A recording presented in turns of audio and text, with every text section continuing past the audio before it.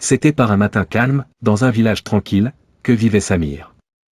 Profondément ancré dans sa foi, Samir savait que la prière était un moyen puissant de communication avec Allah, et ce, dès son enfance.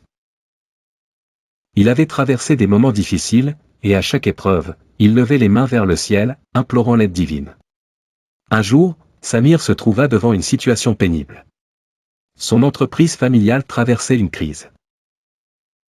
Les dettes s'accumulaient et les créanciers frappaient à la porte. Chaque nuit, Samir se tenait dans la mosquée, après la prière d'Isha, versant des larmes amères, suppliant Allah de sauver son entreprise et de protéger sa famille de la ruine.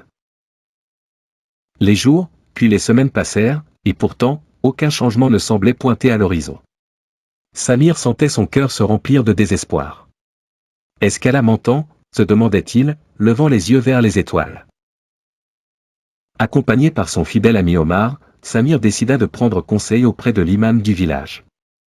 L'imam, un homme sage et bienveillant, écouta patiemment sa situation et répondit avec des paroles réconfortantes. Ces paroles insufflèrent un nouvel espoir dans le cœur de Samir.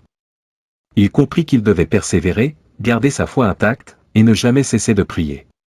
Encouragé par Omar, il se mit au travail avec un nouvel élan. Quelques mois passèrent, et peu à peu, des solutions inattendues se présentèrent. Un ancien client, ravi du service de Samir, lui proposa un partenariat lucratif.